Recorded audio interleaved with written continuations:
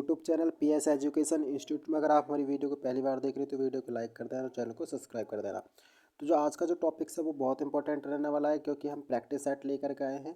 Practice set किसका है? ये मर्चेंट नेवी का है, जो कि आपके आने वाले एग्जामों के लिए इंपॉर्टेंट रहने वाला है। हाँ, यहाँ पर हम देखते हैं आप 30 मिनट के अंदर कितने 50 में से कितने क्वेश्चन को अटैम्प्ट करते हैं।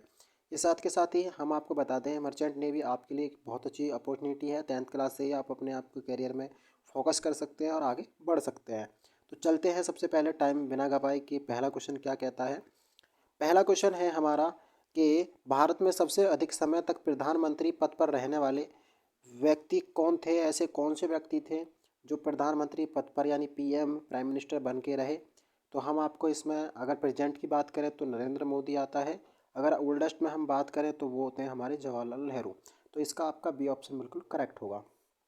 अगला क्वेश्चन है आपका, सबसे अधिक आयु में यानी कितनी एज थी 81वें वर्ष में भारत के प्रधानमंत्री कौन बने थे? सेकंड क्वेश्चन है आपका, तो आपको बताना है कौन बने थे 81 एज में जो सबसे अधिक उम्र थी। तो वो थे हमारे BC ऑप्शन मीराजी देसाई। ये बहुत इंपॉर्टेंट क्वेश्चन है, आपसे पूछ सकता है।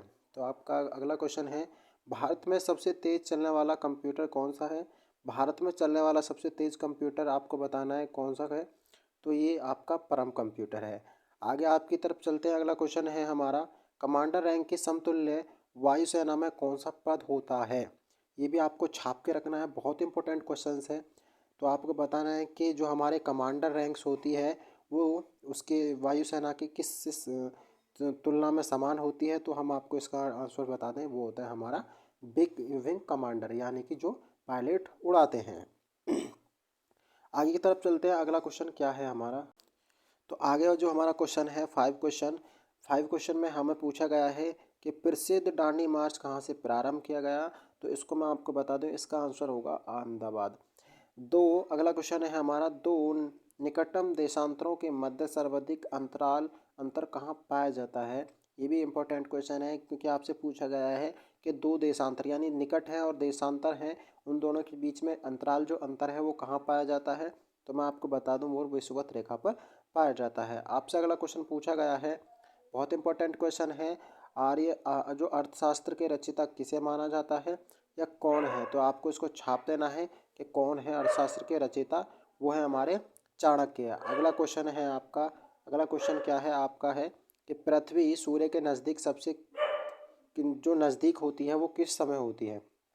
तो आपको समय में बताना है, 22 मार्च को होती है, 21 जून को होती है, 4 जनवरी को होती है या 4 जुलाई को होती है। ये भी इंपॉर्टेंट क्वेश्चन है, तो आपको बताना है इसमें, ये इसका आंसर होगा 4 जनवरी। अगला है, ड्यूस किस खेल से संबंधित है? ड्यूस किस खेल से संबंधित है? ब्राज़ील। आपको बताना है स्केप्स, टेनिस या शतरंज। ये भी बहुत इंपॉर्टेंट क्वेश्चन है, तो इसका राइट आंसर होगा आपका टेनिस से संबंधित है। आगे की तरफ चलते हैं। अगला क्वेश्चन है आपका, भारत के 10वां क्वेश्चन है, भारत के प्रथम वायुसेना अध्यक्ष कौन है? भारत के प्रथम वायुसेना अध्यक्ष को आपको बताना है कि कौन है। तो आपको मैं बता दूं, इसके जो अगर बात करें तो वो हैं S मुखर्जी। अगला क्वेश्चन है हमारा, आइसोबॉथ यानी कि आइसोबॉथ जो है वो की जो रेखाएं हैं वो क्या प्रदर्शित करती हैं? तो मैं आपको बताऊं, इसका जो राइट आंसर होगा वो D ऑप्शन होगा। वो समुद्र तल पर गहराई वाले क्षेत्रों को वो बताती हैं। सबसे अधिक चमकीला घेरा आपसे पूछेगा, सबसे अधिक चमकीला घेरा कौन सा है? तो ये आपको बताना है। सबसे चमकीला घेरे की बात करें तो वो होता है शुक्र। अगला क्वेश्चन है 13वां क्वेश्चन, निम्नलिखित में से किस खनिज संसाधन की जलोढ़ विधि द्वारा खुदाई की जाती है? यानी कि आपको बताना है ऐसा कौन सा खनिज संसाधन है जो कि जलोढ़ विधि द्वारा उसकी खुदाई की जाती है। बहुत इंपॉर्टेंट क्वेश्चन है जो कि एग्जाम के अंदर पूछा जाता है। मैंने अक्सर देखा है इस क्वेश्चन को आते हुए, तो मैं आपको बता दूं, यह सल्फर इसका राइट आंसर होने वाला है। 14वां क्वेश्चन है आपका। 14वां क्वेश्चन है, बॉक्साइट में सबसे अधिक जो है वो आपको पता होना चाहिए कि बॉक्साइट सबसे अधिक किस क्षेत्र में पाया जाता है? बॉक्साइट किस क्षेत्र में सबसे अधिक पाया जाता है? तो इसका राइट आंसर आपको बता दूं, इसमें होगा आपका ए ऑप्शन, उष्णकटिबंधीय क्षेत्रों में पाया जाता है। और मैं आपको साथ के साथ ही बता दूं, स्पीड तो थोड़ी है ही, लेकिन आपको क्वेश्चन को पहले ही तुरंत स्टॉप करके रोक करके वीडियो को बताना होगा कि वीडियो पे कंटेंट आपका कैसा रहा है और आपने कितने आंसर को दिया है। आपने एक कॉपी नोटपैड लेके के बैठ के यहाँ से आपको सॉल्व करके मुझे बताना है आपने कितने क्वेश्चनों को किया है। अगला क्वेश्चन है सर्वोच्च गुण वाला कोयला निम्नलिखित में से आपको बताना है कि कौन सा सबसे बेस्ट माना जाता है। तो आपको बताना होगा इसके अंदर कि सबसे मुझे बताना कि सब जो कोयला है वो सबसे अधिक भारत में किस राज्य में पाया जाता है, आपको कमेंट बॉक्स में छापना होगा। तो सबसे अच्छे की बात करें तो वो एंथ्रेसाइट्स कोयला सबसे बेस्ट कोयला माना जाता है। थोड़ा तबीयत ख़राब थी फिर भी आपके लिए एक वीडियो लेकर के आया हूँ, इसलिए वीडियो को जितना ज़्यादा से ज़्यादा शेयर करोगे उतना ही बेनिफिट्स होगा आपके लिए, जिससे कि मैं आपके लिए और अच्छी वीडियो लेके आ सकता हूँ। आपके पूछा जाएगा IAEA और C की फुल फॉर्म पूरी पूछी गई है। तो इससे होता है इंडियन एटॉमिक्स एनर्जी सेंटर, जिसे हम कहते हैं भारतीय परमाणु ऊर्जा आयोग। आपसे इंग्लिश में पूछे तो आपको इंग्लिश में भी इसको बता देना है। आगे की तरफ अगला क्वेश्चन है हमारा 2022 में राष्ट्रीय खेल कहाँ पर खेले जाएंगे। तो मैं इसका राइट आंसर आपको बताना है कौन सा होगा। तो आपका इसका राइट आंसर होगा कि जो 2000 राष्ट्रमंडल खेल हैं वो कहाँ पर खेले गए हैं, तो वो बर्मिंघम में खेले गए हैं। अब अगला है आपका रामनाथ कोविंद भारत के कौन से नंबर के राष्ट्रपति बने हैं। आपको ये बहुत अच्छा क्वेश्चन है, आपसे पूछ लिया जाएगा कि जो हमारे रामनाथ कोविंद हैं वो भारत के कौन से नंबर के राष्ट्रपति बने हैं। तो ये 14वें नंबर के राष्ट्रपति बने हैं। अगर आपसे पूछे कि द्रौपदी मुर्मू जो है वो भारत की इस समय कौन है, तो आप वो इस समय भारत की राष्ट्रपति पद पर विराजमान है। आपसे राष्ट्रपति पूछ सकता है, वर्तमान राष्ट्रपति द्रौपदी मुर्मू, आपको छाप देना है। अगला क्वेश्चन है दलीप ट्रॉफी किस खेल से संबंधित है। दलीप ट्रॉफी किस खेल से संबंधित है, हॉकी से संबंधित है, फुटबॉल से, क्रिकेट से या टेनिस से। तो आपको बताना है ट्रॉफी से एक संबंधित क्वेश्चन पूछा जाता है, तो मैं आपको बता दूं वो हमारे क्रिकेट से संबंधित है दलीप ट्रॉफी। भारत में मुख्य न्यायाधीश की नियुक्ति कौन करता है। तो ये बहुत इंपॉर्टेंट है, भारत में मुख्य न्यायाधीश की नियुक्ति कौन करता है। जो हमारे जज होते हैं उनको कौन बनाता है, तो वो उनकी नियुक्ति के लिए राष्ट्रपति होता है, इसलिए इसका बी ऑप्शन बिल्कुल करेक्ट होगा। अगला क्वेश्चन है मानव अधिकार दिवस कौन से दिन मनाया जाता है। बहुत इंपॉर्टेंट क्वेश्चन है, मैंने अक्सर एग्जामों के अंदर इसे आते हुए देखा है। तो 21 में आपका बी ऑप्शन बिल्कुल 10 दिसंबर को ये बनाया जाता है। अगला क्वेश्चन है आपका भारत सरकार की 8वीं पंचवर्षीय योजना का कार्यकाल क्या था। यानी कि 8वीं जो पंचवर्षीय योजना हुई थी तो वो किस समय से किस समय के बीच में रही थी। बहुत इंपॉर्टेंट है, पंचवर्षीय योजना से भी आपको बिल्कुल अच्छे से कवर करना है। अगर आपको वीडियो पसंद आ रही है तो वीडियो को लाइक कर देना। तो आपको बताना है ये आपका 5 वर्षीय योजना का कार्यकाल मैं आपको बताऊं 1992 से लेकर के 1997 की 5 साल का ड्यूरेशन इसमें होता है, 5 साल का अंतर इसमें मांगा जाता है। अगला क्वेश्चन है हमारा बेसबॉल खेल के एक टीम में कितने खिलाड़ी होते हैं। यानी कि बेसबॉल जो हमारी होती है तो उसमें एक टीम के अंदर कितने खिलाड़ी यानी कितने प्लेयर्स होते हैं। तो मैं आपको बता दूं यहाँ पर थोड़ा स्लाइड्स शो नहीं कर रही है, आगे की तरफ यहीं पर आपको मैं दिखा देता हूँ। तो इसमें जो होते हैं वो टोटल 9 खिलाड़ी होते हैं। यहाँ पर कितने खिलाड़ी होते हैं, ये 9 खिलाड़ी होते हैं। तो अगला क्वेश्चन है हमारा, अगला क्वेश्चन क्या है इंडियन विंग्स फ्रीडम के नाम, इंडियन विंग्स फ्रीडम। बेटा विंग्स विंग्स आपको याद रखना है, पुस्तक में से एक क्वेश्चन यानी कि एक ऑथर में से पूछेगा जरूर। तो इसके कौन थे, मौलाना अब्दुल कलाम आज़ाद। अगला क्वेश्चन है हमारा 25वां किस देश का राष्ट्रीय ध्वज चतुर्भुज आकार में नहीं है। यानी कहने का मतलब जो चतुर्भुज आकार का ऐसा कौन सा है जो हमारा चतुर्भुज आकार का नहीं है। उत्तर कोरिया, नेपाल या ऑस्ट्रेलिया। तो वो आपका होगा ऑप्शन सी ऑप्शन। नेपाल का जो ट्रायंगल है, जो झंडा है वो इस तरीके से है, आपको बिल्कुल अच्छे से याद रख लेना है। इस तरह से उसका फ्लैग बना हुआ है, कुछ इस तरीके से उसका फ्लैग है। तो आगे की तरफ चलते हैं। अगला क्वेश्चन है आपकी जो सीरीज नंबर 2 आ जाती है। हमने यहाँ पर 25 क्वेश्चन को जीके के कवर किया हुआ है। अब हम बता दें यहाँ पर आपको कवर करने के लिए आपको यहाँ पर मैथ और थोड़ा स्लाइड को हम यहाँ पर कंप्यूट कर लेते हैं। यहाँ पर आपको मैथ और यहाँ पर क्या करना पड़ेगा, साइंस को यहाँ पर रिकवर करना पड़ेगा। यानी कि 13 नंबर का या 12 नंबर के आपके मैथ के क्वेश्चन होंगे और यहीं पर मैथ से क्वेश्चन होंगे 13 नंबर के कम से कम, और साइंस से आपके नंबर होंगे या 12 नंबर, एक आध नंबर इधर उधर जा सकता है। इसलिए टोटल इसको मिलाते हैं तो 25 यहाँ पर आपके क्वेश्चन बन रहे हैं। तो आगे की तरफ चलते हैं। क्वेश्चन को अगर आपको सॉल्यूशन चाहिए तो आप मुझे भी बता सकते हैं, वैसे तो आपको सॉल्यूशन की ज़रूरत नहीं पड़ेगी।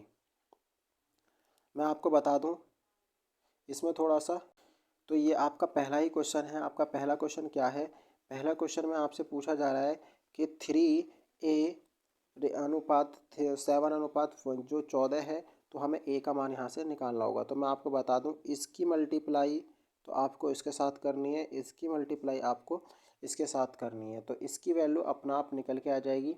आप जैसे ही मल्टीप्लाई करते हैं तो इसका आंसर जो निकल के आता है वो आपका बहुत सिंपल निकल के आता है, क्योंकि इसके सिंपल आंसर की बात करें तो 7 निकल के आता है। यहाँ पर अगला क्वेश्चन है, एक त्रिभुज का क्षेत्रफल कितना है? 45 है तथा आधार 12 है, तो इसकी ऊंचाई हमें याद करनी है। तो इसको सिंपल बताता हूँ, इसका हमें क्या निकालना है? एच निकालना है। एच निकालने के लिए आपको एक फॉर्मूला बता देता हूँ, वो कहता है 2 इंटू एरिया। एरिया मतलब क्षेत्रफल, अपॉन अपॉन में आपका क्या होगा? आधार, यानी कि बी, बेस। तो आपको यहाँ पर इसकी वैल्यू पुट कर देंगे, और जैसे ही वैल्यू पुट करेंगे तो मल्टीप्लाई करने के बाद आपका जो फॉर्मूला जहाँ यहाँ पर आंसर निकलता है, तो वो आपका आंसर निकलता है सी ऑप्शन, यानी कि 7.5 सेंटीमीटर। आगे की तरफ अगला क्वेश्चन है, एक पहाड़ी की एक चोटी की एक मीनार के पद से उन्नयन कोण 60 अंश है, और मीनार की चोटी पहाड़ी के पद कोण उन्नयन 30 अंश है। तो आप मीनार से ऊंचाई 50 मीटर है, तो पहाड़ी की ऊंचाई आपको निकालनी होगी। बहुत ही इंपॉर्टेंट क्वेश्चन है, जो अक्सर एग्जाम के अंदर पूछ लिए जाते हैं, यहाँ से क्वेश्चन बन जाते हैं। तो इसका जो राइट आंसर होगा आपका क्या होगा? 150 मीटर होने वाली है किसकी? पहाड़ी की ऊंचाई। आप इसे 10th क्लास के अंदर इसे क्या किससे पढ़ते हैं? क्वेश्चन होते हैं हमारे हाइट एंड डिस्टेंस से, यानी कि ऊंचाई और दूरी से संबंधित होते हैं। अगला क्वेश्चन है हमारा, अगला क्वेश्चन क्या है? बहुत इंपॉर्टेंट है। किसी विद्यालय में 40% विद्यार्थी फुटबॉल खेलते हैं, 50 क्रिकेट, मतलब 50% विद्यार्थी क्रिकेट खेलते हैं, 18% ऐसे विद्यार्थी ना तो फुटबॉल ही खेलते हैं और ना ही क्रिकेट ही खेलते हैं। तो कितने प्रतिशत जो है परसेंटेज में कितने विद्यार्थी जो हैं वो दोनों खेल खेलना पसंद करते हैं? ये परसेंटेज से रिलेटेड है। अगर ना हो तो आप हमें कमेंट बॉक्स में बता सकते हैं, हम इन क्वेश्चनों को आसानी से आपको हम करवा देंगे। तो इसका राइट आंसर मैं आपको बता देता हूँ, डी ऑप्शन होगा। आपसे पूछा है कॉस 37 अपॉन साइन 53 का मान बताइए। तो आपको पता ही है कि इस 10th क्लास के अंदर आप इसका को पढ़ते हैं, तो इसका जो राइट आंसर होगा आपका वो होगा 1 ऑप्शन। तो अगर आपको वीडियो पसंद आ रही है ना, तो वीडियो को लाइक, चैनल को सब्सक्राइब जरूर कर दें, और वीडियो को ज़्यादा से ज़्यादा शेयर करें, जिससे कि आपके दोस्तों को बेनिफिट्स पूरी तरीके से मिल सके। तो आगे की तरफ अगला है हमारा, मैं वैसे क्वेश्चनों को सॉल्व नहीं करा रहा हूँ, सीधा उनका आंसर दे रहा हूँ, क्योंकि वीडियो ज़्यादा लॉन्ग हो जाएगी। और इसी तरह से अगर आपको वीडियो को इन क्वेश्चनों का सॉल्यूशन चाहिए, तो आप मुझे कमेंट बॉक्स में छाप भी सकते हैं कि सर हमें इस वीडियो का सॉल्यूशन चाहिए, मैं इस वीडियो का सॉल्यूशन लेकर के आ जाऊँगा। तो आप मुझे बताइए, दो साइकिल, यानी दो साइकिल है में प्रत्येक साइकिल जो है कितने की है? 3990 रुपये में बेची गई, जिस पर पहले में 5% का लाभ हुआ और दूसरे में 5% की हानि हुई। तो पूरे सौदे में कितने परसेंट का हानि या लाभ हुआ, यह आपको बताना होगा। बहुत इंपॉर्टेंट सवाल है। एक बार लाभ हो रहा है, एक बार लाभ हो रहा है, एक बार हानि हो रही है, तो सीधा सीधा उसको लिख सकते हैं आप। तो आपका जो इसका राइट आंसर निकल के आने वाला है वो क्या निकल के आएगा? 2.5% जो है उसको हानि होती है। अगला क्वेश्चन है हमारा, अगला क्वेश्चन क्या है? एक्स अनुपात वाई, एक्स अनुपात वाई, और हमारा क्या है? 3 बराबर में 3:4 है। तो उसमें हमें बताना है एक्स प्लस 7x+3y अनुपात 7x-3y बराबर है, किसके बराबर है, ये आपको छाप देना है। तो मैं आपको बताऊं कैसे छापेंगे। 3x इसके साथ और इसका y का मान इसके साथ। सिंपल है, आप आराम से लिख करके इसमें इनके मान के एक्स वाई के मान को पुट कर दीजिए इन दोनों इक्वेशन के अंदर, तो आपका आंसर बिल्कुल अटीक निकल के आएगा। करने का तरीका आपको बता दिया है, और साथ के साथ इसको मैं आपको आंसर भी बता देता हूँ। क्या आएगा हमारा? 11.3। तो अगला क्वेश्चन है हमारा, अगला क्वेश्चन क्या है? 8 क्वेश्चन है। पुनीत और अप्पू की वर्तमान आयु, देखो इससे क्वेश्चन पूछ लिया गया किससे? पुनीत और अप्पू की वर्तमान आयु का अनुपात कितना है? 2:3 है। 3 वर्ष पश्चात उनकी आयु का अनुपात कितना हो जाता है? 3:4 हो जाए। तो पुनीत की वर्तमान आयु यहाँ पर आपसे पूछी गई है। बहुत इंपॉर्टेंट क्वेश्चन है, तो इसको आप अच्छे से कवर कर भी सकते हैं। आपको इसका राइट आंसर मैं बता देता हूँ, इसका 6 आएगा, यानी 6 वर्ष। Option number B option. अगला क्वेश्चन है हमारा, अगला क्वेश्चन में क्या करोगे? यदि 3a+5b upon 3a-5b equal to क्या है? 5 है, तो हमें ए बी का अनुपात निकालिए। इसके नीचे हमें 1 मानना है और आपस में इसकी कैंची वाली मल्टीप्लाई कर देनी है, जिससे कि इसका राइट आंसर बिल्कुल निकल के आ जाएगा। कैलकुलेशन में आपको कोई गलती नहीं करनी है, और इसका जो राइट आंसर निकल के आएगा वो हमारा डी ऑप्शन निकल के आएगा, 5:2। अगला क्वेश्चन है, यदि एक खेल गुब्बारे की परिधि, यानी कि एक खेल में गुब्बारे की परिधि का 20 सेंटीमीटर से बढ़ाकर 25 सेंटीमीटर कर दिया जाए, यानी कि कितने परसेंट इंक्रीज कर दिया, 5 सेंटीमीटर इंक्रीज कर दिया, तो अर्धव्यास की में वृद्धि का अनुपात कितना होगा। बहुत ही सिंपल सवाल है, इसे आसानी से आप कर सकते हो। कितना आएगा, 5 हमारा इंक्रीज हुआ, क्या हुआ है, हमें गुब्बारे की परिधि है, हमें फॉर्मूला क्या होता है, पाई अपॉन होता है, तो इसलिए क्या हो जाएगा 5/2 पाई, सिंपल सा। तो अगला क्या है, आगे की तरफ चलते हैं, आगे क्वेश्चन क्या है। अगला क्वेश्चन क्या है हमारा, अगला क्वेश्चन है दो संख्याएं एक तीसरी संख्या से, अच्छा गुणी वाली संख्या का फॉर्म सवाल आ गया। दो संख्याएं एक संख्या से कितने 20% और 50% अधिक है, इन दोनों संख्याओं का अनुपात कितना होगा। इन दोनों संख्याओं का अनुपात कितना होगा, वो होगा हमारा बी ऑप्शन। आपको बिल्कुल सिंपल तरीके में लगा देना है। कैसे लगाएंगे, देखो आपको क्या करना है, 20:50। इसको काट लेते हैं, कितने से काटते हैं, 5 से काटते हैं, 5 चौक 20 और 5 दूनी 10, पूरा पूरा इंक्रीज नंबर हो रहा है। यहाँ से इसको काटेंगे तो भी 2:5 में निकल के आ सकता है, तो इसलिए इसका आंसर कौन सा निकल के आएगा, या इसका आंसर निकल के आ जाएगा। आगे की तरफ चलते हैं, अगला क्वेश्चन क्या होगा हमारा। अगला क्वेश्चन है ए और बी वार्षिक में कितने हैं, 4:3 है, और उनकी वार्षिक आय 3:2 का अनुपात है। यदि उसके अंतिम वर्ष में 600 रुपये बेचा जाता है तो उसकी एक ही वार्षिक आय हमें निकालनी होगी। बहुत इंपॉर्टेंट क्वेश्चन है, यहाँ पर हम रेशियो मानकर भी इसे सॉल्व कर सकते हैं। तो इसलिए यहाँ पर हम इसका आंसर बताने वाले हैं। इसका जो राइट आंसर होगा वो हमारा 2400 होगा।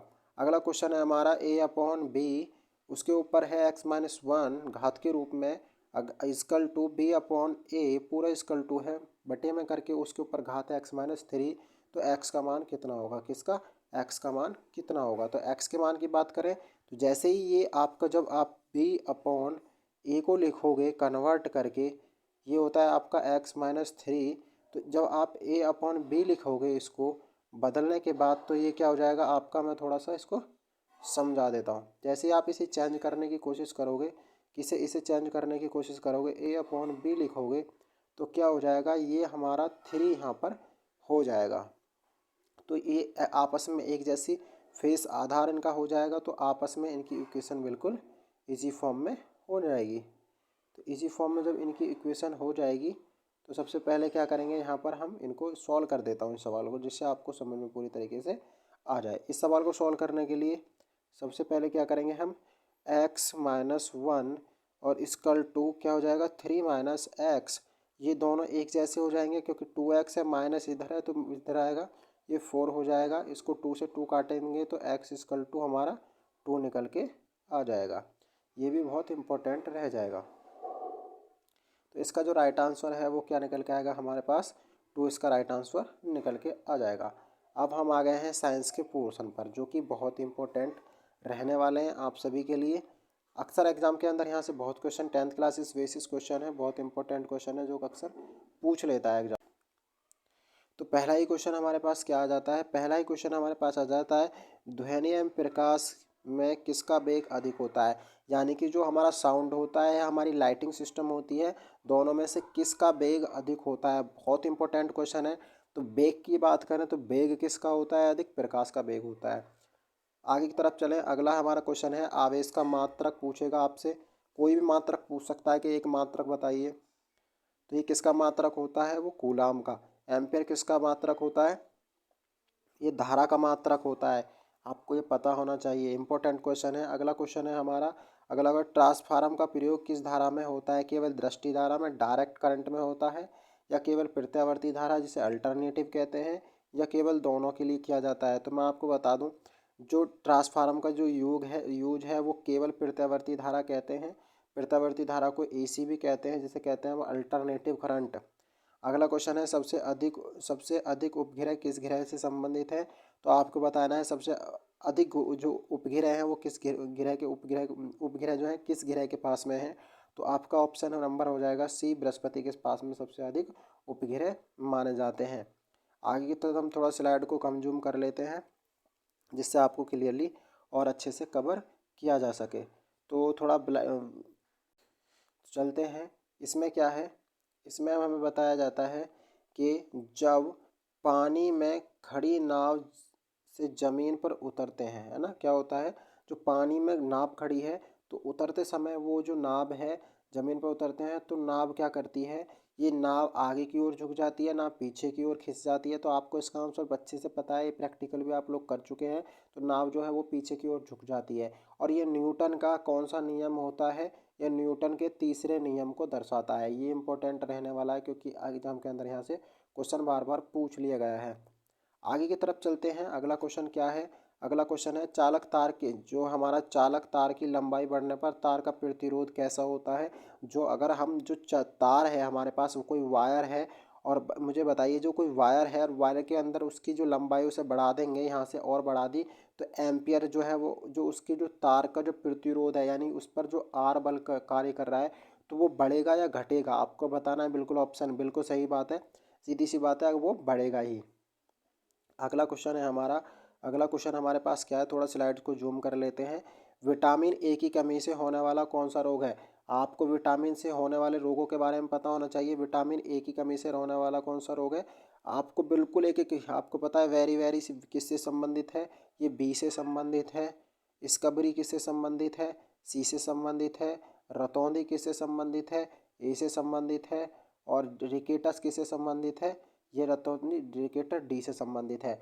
ये बहुत इंपॉर्टेंट है, यहाँ से एक क्वेश्चन बनने ही वाला है, इसलिए मैं आपको सभी करवा दिए हैं मैंने, इससे आपको किसी तरह की कोई दिक्कत ना हो। तो इसका आंसर आपको पता चल गया होगा, इसका आंसर क्या होगा, रतौंधी होगा, जिससे कि मनुष्य की जो आंखों की देखने की क्षमता है वो कम हो जाती है। ईसीजी की किससे संबंधित है, ईसीजी की एक जाँच होती है, वो आपसे पूछ सकता है ईसीजी की जाँच बताइए कौन सी जाँच होती है, तो ये हमारी हार्ट से संबंधित होती है, हृदय से। बी ऑप्शन इसका करेक्ट आंसर होगा। अगला हमारा 22 है, ध्वनि का वेग अधिक किस में होता है, यानी कि ध्वनि किस में ज़्यादा अधिक होगी, वायु में होगी, पानी में होगी, स्टील में होगी, या कैरोसिन। कैरोसिन कहते हैं मिट्टी के तेल को।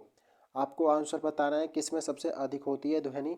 वैसे अगर यहाँ पर ठोस दिया होता तो ठोस में बहुत अधिक होती है, ये क्लियर सी बात है। तो यहाँ पर आपका स्टील है, स्टील में ध्वनि जो है वो वेग अधिक होता है।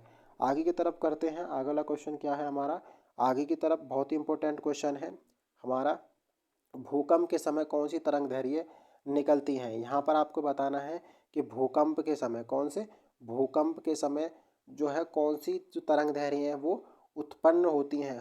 अब बताना है कौन सी, पराबैंगनी किरणें होती हैं, या फिर अवस्वरीय होती हैं, सुपरसोनिक होती हैं, इनमें से कोई नहीं। वैसे तो मुझे पता है, आप सभी को पता होगा, अब श्रव्य वाली जो किरणें होती हैं वो यहाँ पर होती हैं। आगे की तरफ चले। अगला क्वेश्चन है, एक वाट के अंदर, क्या एक वाट के अंदर का बल्ब कितना, एक वाट के अंदर, थोड़ा ध्यान देते हैं, 100 वाट, सॉरी 100 वाट का बल्ब 10 घंटे, प्रतिदिन 10 घंटे जलता है, तो उसके बाद एक महीने में कितने पर खपत होगी। आपको यहाँ पर बहुत ही सिंपल तरीके का सवाल दे दिया है। अगर आप इस सवाल को अच्छे से जानते हैं तो आप मुझे कमेंट बॉक्स में छाप देना। वैसे मैं इनका आंसर आपको मैं बता ही देता हूँ, इसका आंसर होगा 30 किलोवाट पर हावर्स। लेकिन आपको इन सभी में अब आपको बताना होगा, एक सवाल का जवाब यहाँ पर देना होगा कि सूक्ष्म बर्फ़ जो होती है, सूक्ष्म बर्फ़ होती है कैसी होती है, सूक्ष्म बर्फ़ कैसी होती है, ये आपको बताना है। ठोस कार्बन डाइऑक्साइड, ठोस कार्बन मोनोऑक्साइड, या जलीय गैस होती है, या द्रव्य द्रव्य होती है। आपको बताना जरूर कि कौन सी हो सकती है, कि कार्बन डाइऑक्साइड, द्रवित कार्बन डाइऑक्साइड हो सकती है। आपको कमेंट बॉक्स में छापना है और ज़्यादा से ज़्यादा वीडियो को शेयर करना है, जिससे कि हमें बेनिफिट्स हो सके, आपके साथ हम भी अच्छे से मेहनत आपके लिए करा सकें। तो सबसे पहले शेयर करें वीडियो को ज़्यादा से ज़्यादा। थैंक्स फॉर वॉचिंग है आप सभी के लिए, और ये वीडियो आप सभी के लिए वैसे तो इम्पोर्टेंट रहने वाली है, और इसका आंसर आपको कमेंट बॉक्स में छापना है। आपके लिए एक मैंने टेस्ट रखा था, आपको टेस्ट के लिए ऑल द बेस्ट है। Thanks for watching.